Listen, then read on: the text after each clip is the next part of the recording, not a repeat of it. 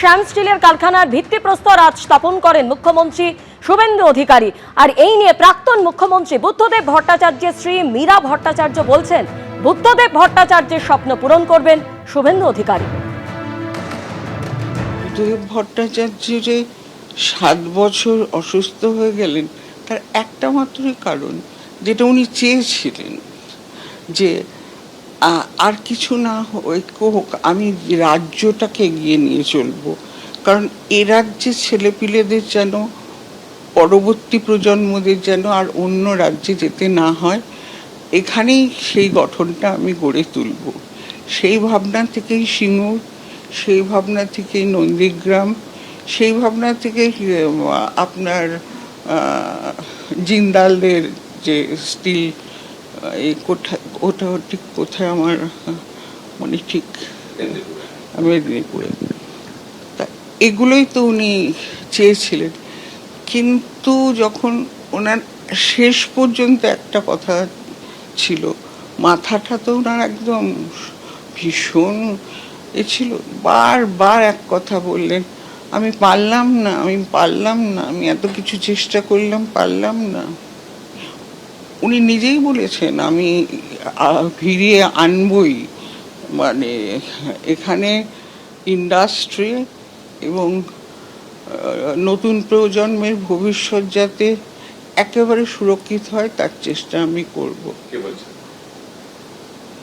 উনি বর্তমান মুখ্যমন্ত্রী। প্রশ্ন যে বুদ্ধদেব ভট্টাচার্যের শিল্পায়ন করার চেষ্টা, সেই চেষ্টাই তো তার কার্যত বুমেরাং হয়ে গেল। মানে ভোটের জয় পরাজয়টা যদি প্রেক্ষিত ধরি, তা সেই অপূর্ণতা শুভেন্দু অধিকারীকে পূরণ করতে পারবেন বলে বিশ্বাস করেন? আমার মনে হয় পারবেন। উনি চলে যাওয়ার পরই আপনার এরা চলে গেলেন, মানে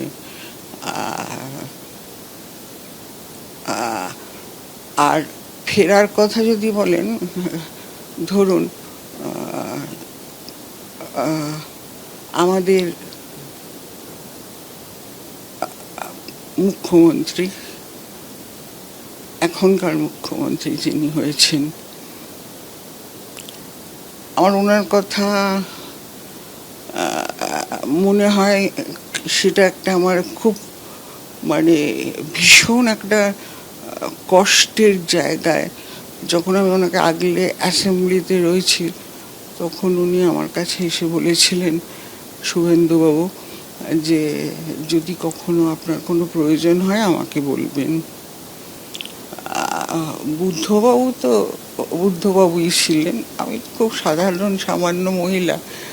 আর ওনারা এসেছেন এখনো কি 3 মাস হয়েছে, বোধহয় হয়নি নাকি, এখনো 3 মাস হয়নি। এর মধ্যে উনি যে কি যা ভোটের আগে প্রতিশ্রুতি দিয়েছিলেন, সেগুলো তো পূরণ করতে করতে ওনার তো এত ঝামেলা, এত কিছুর মধ্যে উনি যে এটা মনে রেখেছেন, মনে রেখে আমাকে এটা যে ফিরিয়ে দিয়েছেন, মানে আমি ওনাকে আন্তরিক শুভকামনা জানাই, আর সাথে শুভেচ্ছাও রইল। উনি এগিয়ে চলুন।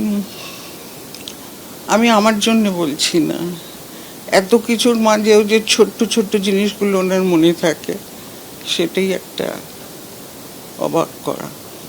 আমি খুব গর্বিত যে উনি ভোটের আগে যা বলেছিলেন, প্রতিশ্রুতি দিয়েছিলেন, সেগুলো কিন্তু কার্যকরী হচ্ছে। এখনো 3 মাস হয়নি, কিন্তু তার মধ্যেই কার্যকরী হতে আরম্ভ করেছে। তো সেই হিসাবে তো ওনাকে অভিনন্দন জানানোই উচিত। কথা হয়েছে একদিনও? না, ওনার মতো অত বড় মানুষের সাথে আমার মতো সামান্য একজন মহিলার কোনোদিনও কথা হয়নি।